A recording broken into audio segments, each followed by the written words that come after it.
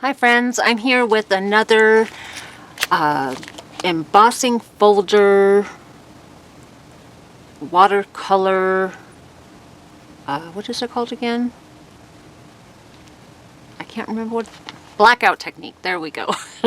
This time we're not using black and we're not using paint. We're going to use Caron Brush Marker Pros, which are a watercolor marker with a brush tip. I'm going to be using the Pumpkin Patch 3D embossing folder, which was the 3D embossing folder of the month for September 2024 from Spellbinders, and it has all these awesome pumpkins and also the emerald cut labels and tags and the thanks and closed sentiments, all by Spellbinders. So what we're going to do this time, instead of using paint, like I said, we're going to use these Brush Marker Pro, and I'm going to use, let me give you the colors I'm going to use. I'm going to use 172 blush, 357 pale orange, 195 amber, 281 olive green, and 199 cinnamon, and the blender pen, which is kind of like water. I'll use it to move the ink around. Okay, so we start out, and with the lighter color, I'm going to start by putting the ink direct to paper and then blending it out with the blender pen. And let me show you how I do this. I go around, let me zoom in a little bit.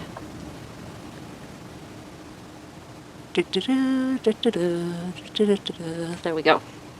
So we go around the perimeter of each segment, and then when I'm finished with that, maybe go around twice since we're not putting the blender pen down first. Then after that, I'll come in with the blender pen and just kind of do swirling motion around the ink that's down, pulling it into the center of the segment. And now, because I'm going direct to paper and not using the blender pen first, I'm going to just do one segment at a time. So repeating that, go around twice, put some more ink down, keep that nice and wet. So when I come in with the blender pen, it will move that ink. Now what it does is it keeps the bold edge around the outside and then becomes lighter in the middle, kind of like a highlight. And when I'm using or doing these larger segments, I really want to put down a lot of color so I have something to move around.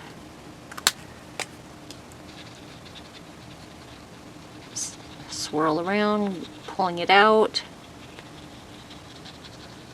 and then come in the middle when I'm done around the edges. And I'll repeat this to complete this entire pumpkin.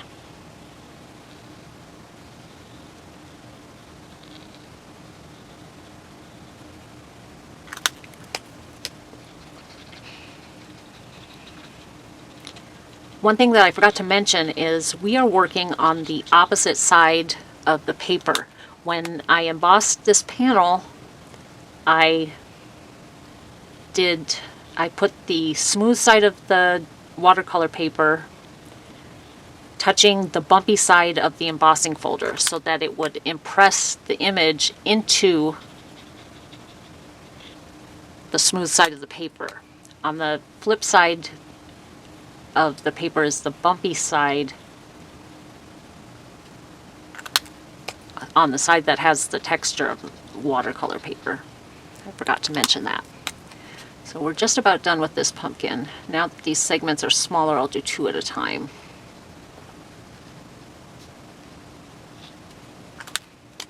And another thing is, if you want bolder color, you can just go direct to paper and fill it in completely with the watercolor marker instead of blending it out with a water brush or the blender brush the way that I am. And that'll give you a nice bold color.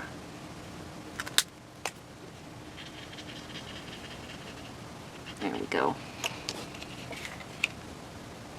When I'm done with each color, I will come and brush that off onto a clean piece of paper, get that ink off of my blender brush. Next is pale orange number 357. And I'm just going to repeat the process until I'm completely covered the entire panel. I'm going to let you listen to some music while I finish this up.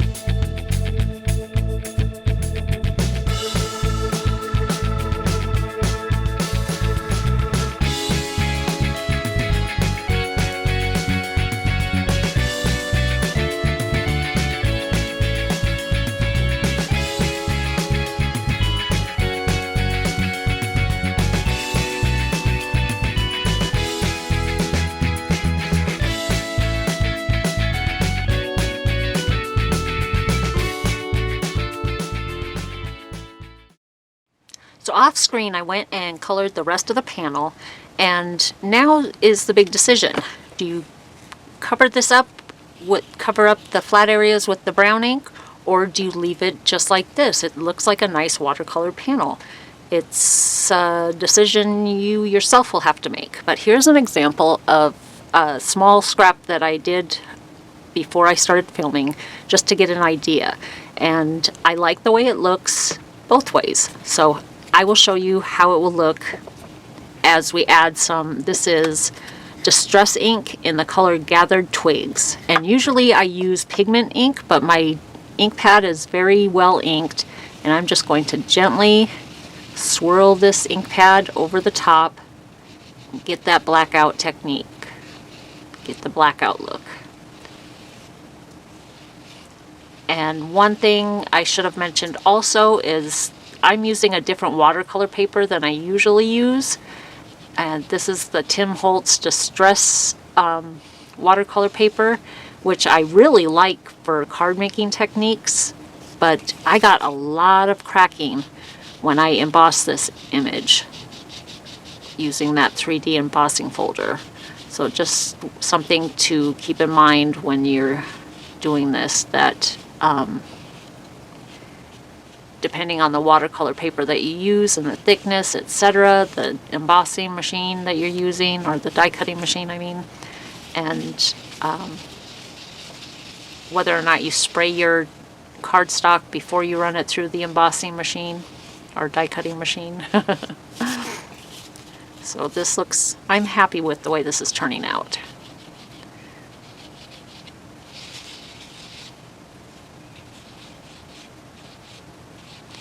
Another thing that to keep in mind is if you don't completely color each of the segments that are debossed, you'll end up with some white becoming more apparent, like this. I missed a petal right there in that sunflower. But what I do is, when that happens, I just wait until the dye ink is completely dry, and then I'll come in with some more of the watercolor marker and fill in those spaces. There we go. And I mentioned before that we're using the, what is this called? This is the Emerald Cut Labels and Tags, and I've cut a full panel with the largest. I cut this watercolor paper prior to embossing it. That's very important. With the next layer, which is just cuts the shape, it doesn't do any of that embossed detail the way the first layer does. And then I also, let me show you, created a card base so this can be a shaped card. I folded a piece of cardstock in half, then I took, this is the folded edge, and I kept it lower than the cut edge and ran it through my die cutting machine so that it gave me a shaped card. And then I will just take this panel, glue that on top. It won't cover, or it covers farther than the length of the card, so I'll just make sure not to put any adhesive up there. And then we'll layer this one on top. So I'll be right back. I'm going to get some adhesive and clean this mess up. So I've gone ahead and glued this down to the first layer down to my card base, and now we're going to adhere the embossed panel to the top layer. Just adding some liquid glue, trying to put it on kind of heavy so I have some wiggling room.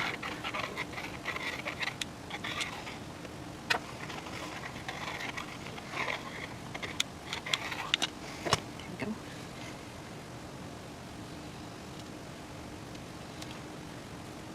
There we go. It layers up really nice. And the base layer is I believe it's Portobello cardstock. Yes, Portobello cardstock from Spellbinders, and it's a nice heavy weight. I believe it's 100 pounds. Yes, 100 pounds cardstock. And now my sentiment from the Thanks Enclosed sentiment set.